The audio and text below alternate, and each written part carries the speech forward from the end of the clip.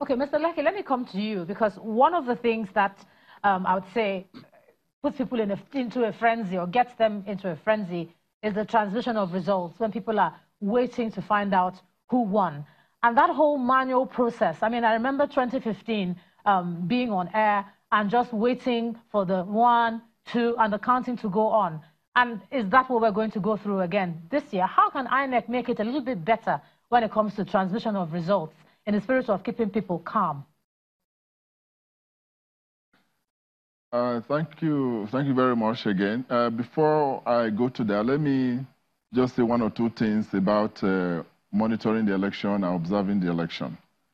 Observer, right now as we speak, INEC has opened the portal receiving application for various forms of observers, both domestic and international, and that process is ongoing as we speak and will soon be concluded. So it is open for anybody, organization, both domestic and international, including diplomatic agencies. They are welcome to come and observe the elections. And so we are doing that right now, and that will soon be concluded as a process.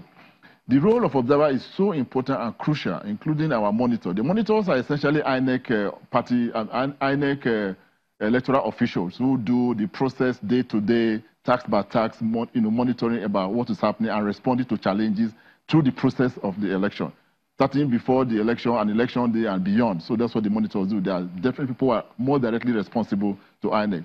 The observers are so important in the sense that they have brought a lot of not only credibility, but brought quality response from INEC. A number of things that we've done since the post-2015 election were due to reports received from observers, both domestic and international. One clear example is this issue of coming to a voting area and then you register, then you go back, after accreditation, you go back, you wait for 2 or 3 hours, and then you come back to vote.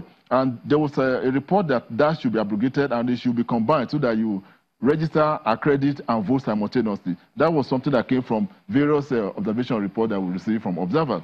And we've taken so many other things into consideration. So we actually encourage and welcome observer reports, and actually encourage a number of you to come out there and be INEC to be observers in our election. On the issue of transmission of results, now INEC cannot do transmission outside the framework of what the legal framework provides for. You know, there is no other forms other than following the trail. We do the voting at the polling units, the results are counted, the outcome are entered into the Form EC8A. You know, copies of these results are actually given out to political parties, agents that are there. So elections are won and lost at the polling unit. You can actually know the outcome of an election if you are monitoring your polling unit. You are a very credible party and you have party agents all over. You can know the outcome even before INEC declares the result. So the rest of the coalition issue, I think, is actually over-bloated. Sorry, Mr. Lecky, let me just give the panel a chance to respond, because they're all shaking their heads vigorously. Mr. Yeso. A lot changed from the polling unit to the collation center. Yes. So the figures you get at the polling unit, most times is not what comes out when an INEC announces it. So you can't say that you follow the trail and you know what the result will be. No, that's not been our experience in Nigerian elections. With all due respect, no. You know, this is serious business, sir. With all due respect, elections are not one of the polling units in Nigeria. Elections are won in the process of transmitting results from the polling units to the collation. Yes. Our problem is collation. It is not voting. And please be honest with us here, sir, because we all are in this together and we need to help one another. Now, what's the problem? I'll give you 2 examples. Borno State is 70,000 square kilometers. That's a heck of a lot of real estate. Imo State is 5,000 square kilometers. Both have broadly the same number of polling units and broadly the same number of wards. That means that if you are transmitting results in Borno State, it will take you close to over 10 times more, over 15 times more time to get the results from one place to another than it would in Imo State. In that period, a lot of things happen. It's the same thing in the creeks. Elections are won in Nigeria in 2 places. Presidential elections. In the creeks, where there are no people except Mami Water, and in the Sahel. Okay, hold your fire, Mr. Lecky. Yes, Mr. Lecky, you'll be given an opportunity to respond. But first, we have to. You'll be given an opportunity to respond. Let me come in there. I don't. You will come in. You will come in. But we have to go on a break now. We have to go on a break now. You will come in right after the break. So please stay on with us. Please.